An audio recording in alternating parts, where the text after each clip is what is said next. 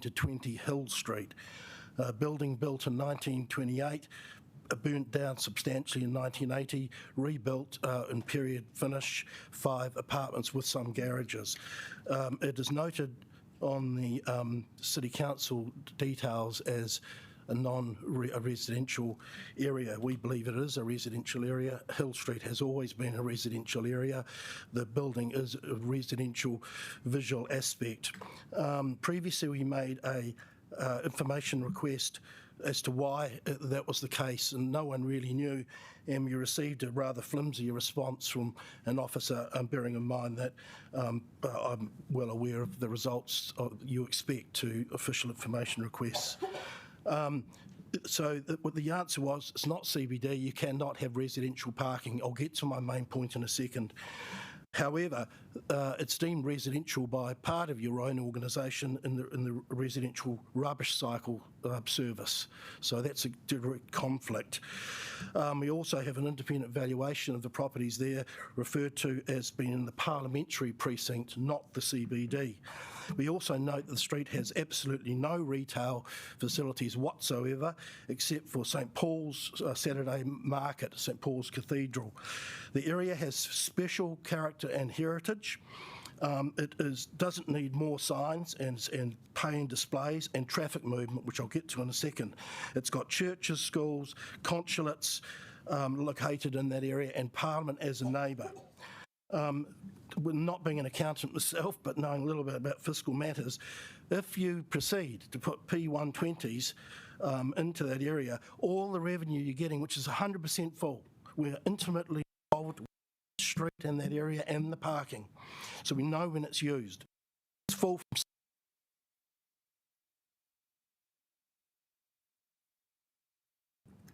you put 20 in there. What it's going to do is open up a massive traffic problem. There's 600 students that use that street. It's Sacred Heart Primary and St Mary's.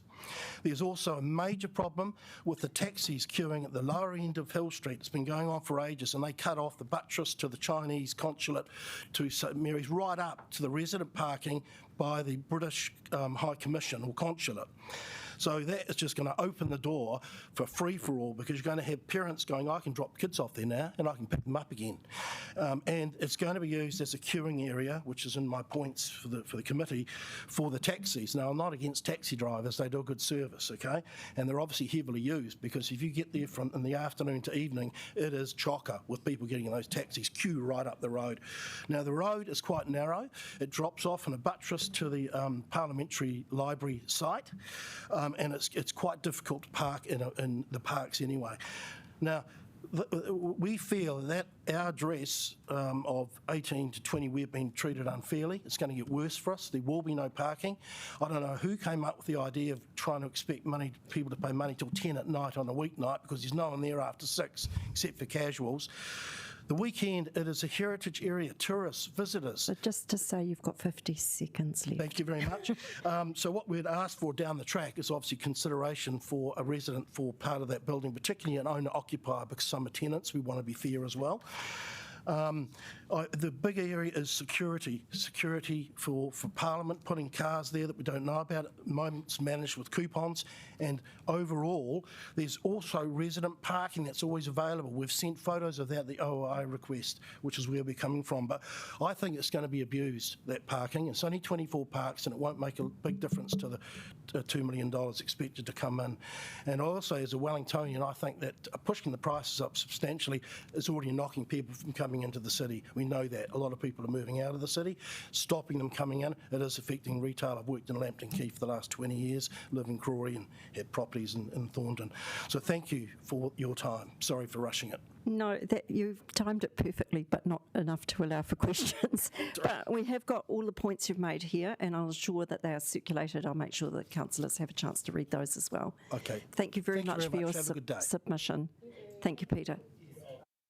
Yeah. Now, I don't know if we've had some others arrive. So do we have Kristen here? No. Do we have Katie?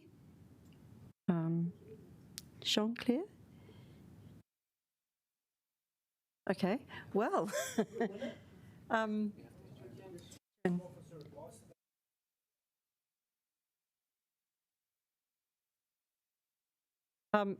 Yes, we will make sure that this is passed to officers and they have a chance to comment. Okay. It's about the process, though. It would be nice if we could say to submitters whether we say yes or no. Okay, so we need can to look at it and we're adjourn. gonna I think if we're going to have this kind of discussion, we actually need to adjourn the meeting. So let's adjourn the meeting for a short time. And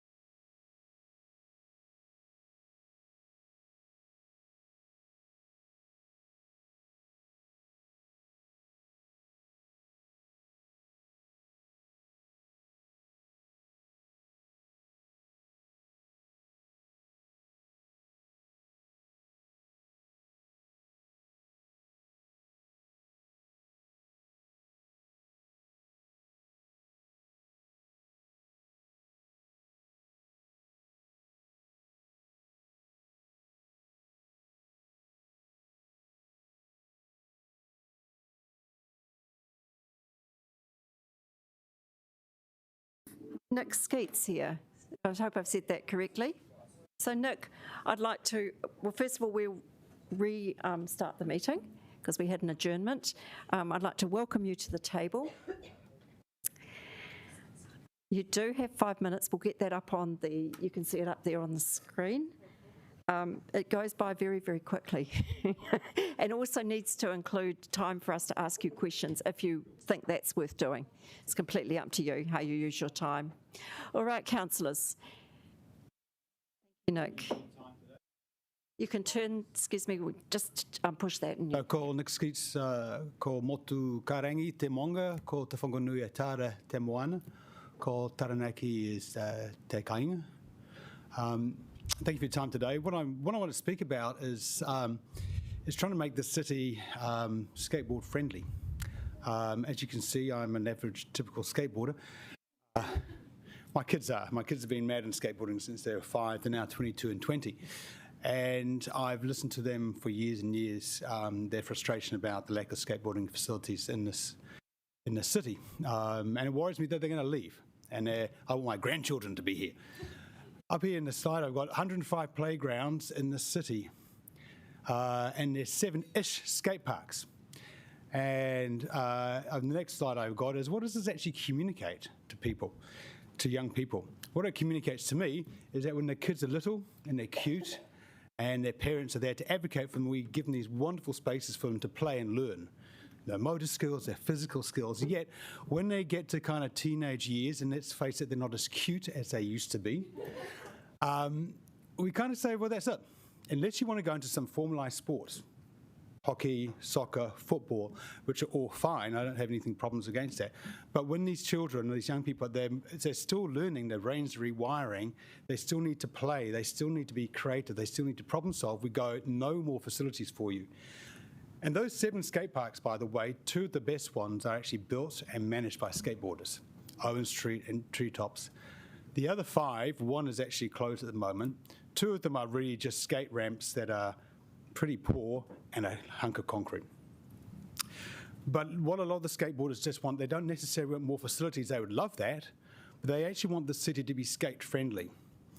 And how I equate it to is like when kids are younger, we're like this very lovely, paternal, caring guardian or parent to them, and they're so sweet.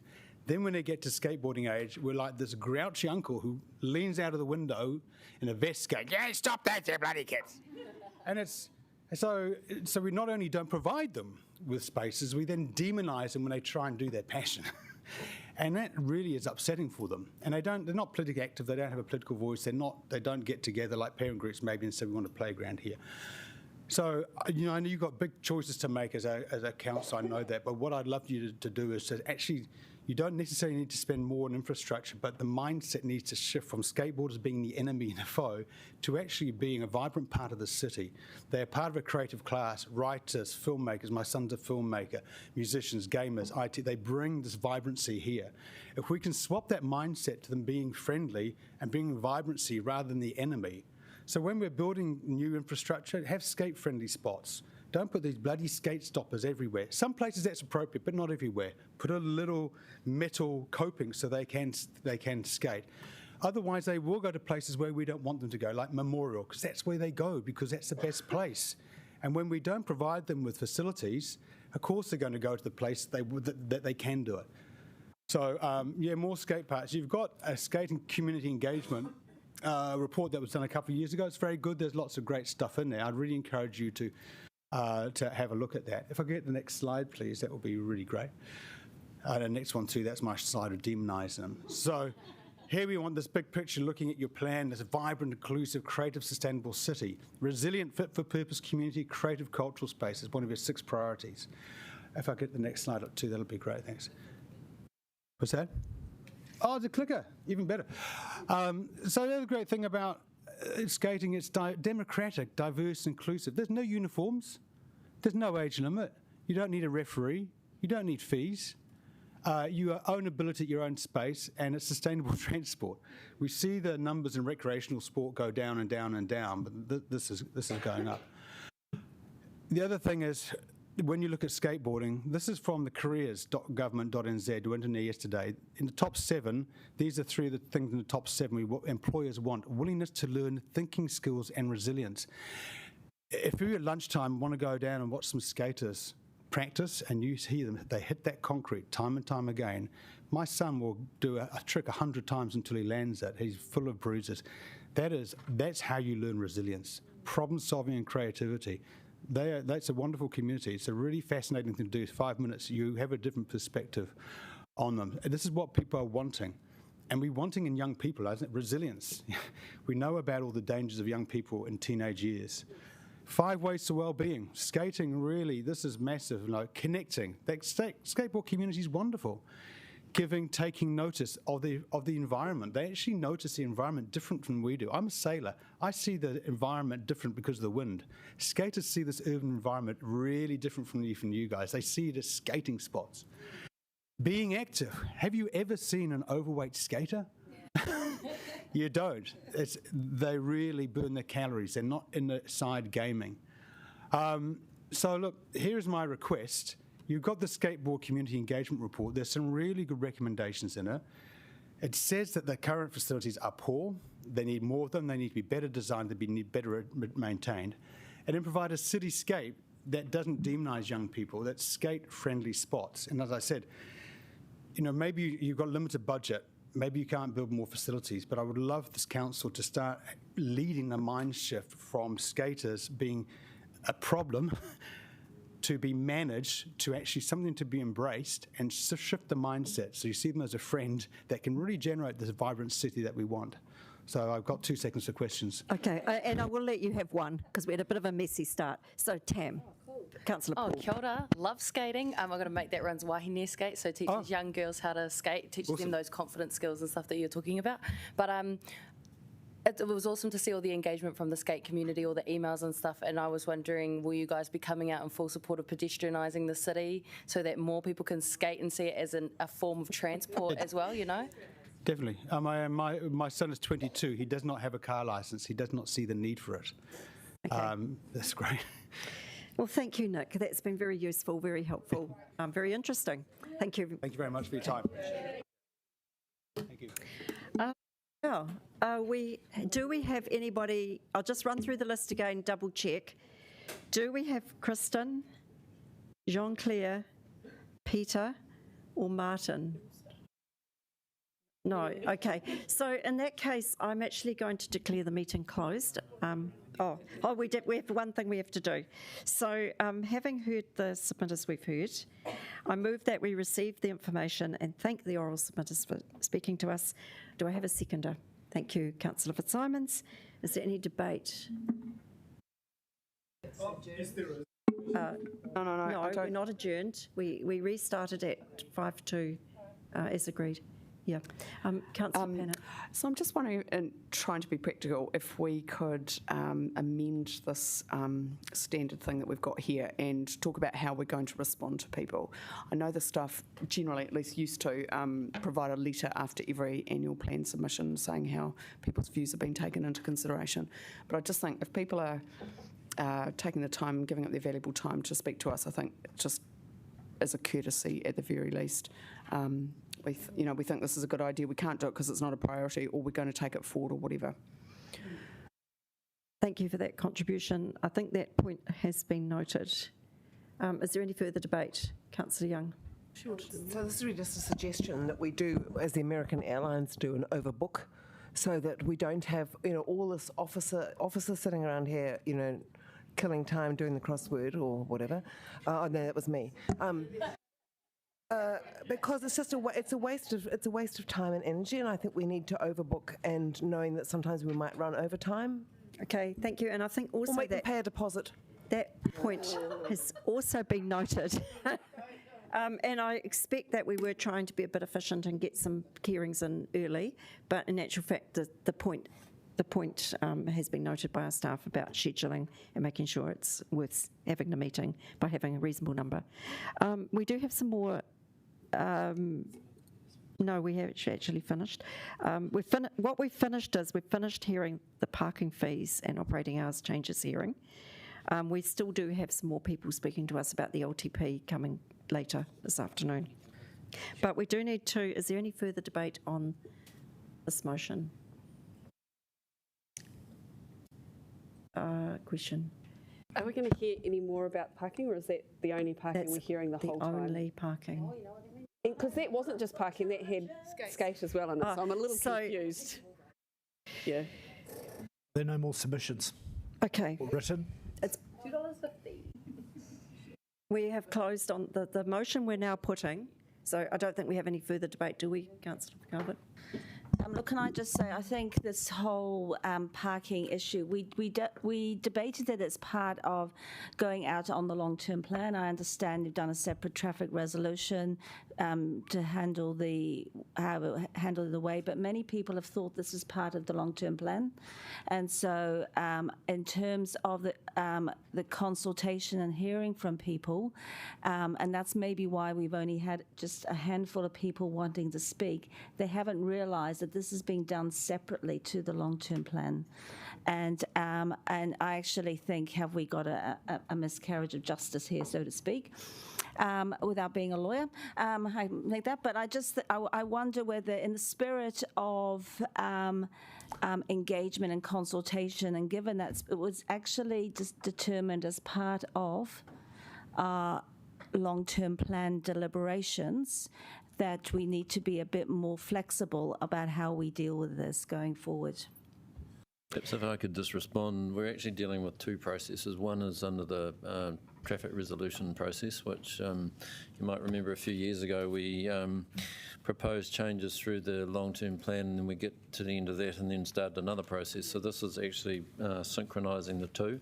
So when you go into deliberations at 27th of May, both of those processes come together so that we're not kind of doing it. We're doing it in parallel rather than sequence. So I'm just not exactly sure whether the ones today were in relation to the traffic resolution or the LTP, but there could be other submitters that have submitted on the LTP in relation to fee changes that are separate to the traffic resolutions, but is actually about the same topic. But Amy, you might be able to help out. Councillors, so today the first submitter was on the traffic resolutions, and then we were supposed to have 2 on LTP. So there's supposed to be there's about 4 that were absent this morning, and we'll follow them up. But so it was supposed to be about 3 on the traffic resolutions and 3 on LTP this morning. And the reason we're doing that is because we've given people the option of when they want to submit, so in the morning or the afternoon or the evening, so we're trying to get people in as much as we can. But people have definitely been putting comments in about parking in the submissions that have come through, and I imagine there'll be people who will make oral submissions between now and the 20th of May, which is our last hearing, and I would say they'll comment on parking. We've definitely got parking as an issue that is coming through in the comments, and we can make sure we highlight those comments for you. Yeah. Okay, look, I think it's fairly clear. What we're voting on is basically that we are receiving the information and thanking oral submitters for speaking to us. I don't think there's really any doubt that we want to do that. So I'm going to put that motion, it has been seconded by Councillor Fitzsimons, and ask you now to vote.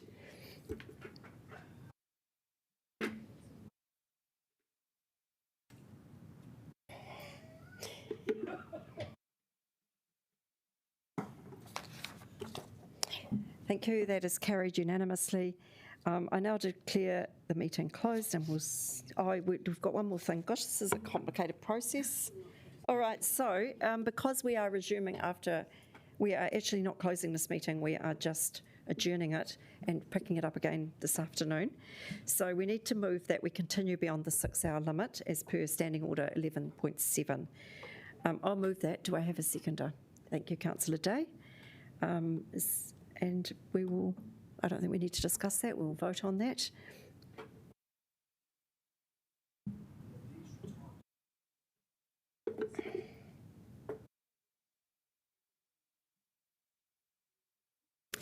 And that's,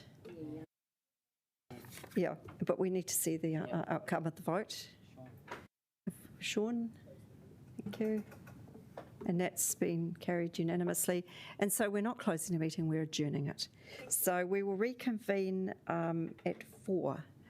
And hopefully there are 1, 2, 3, 4, 5, 6, 7, 8 submitters. Yeah, it might be a good idea to check. Okay, thank right, so we have to do this separately as well. So I now move that we adjourn the meeting till 4 p.m. today, coming back at the same place. Councillor Day, thank you, and we will vote.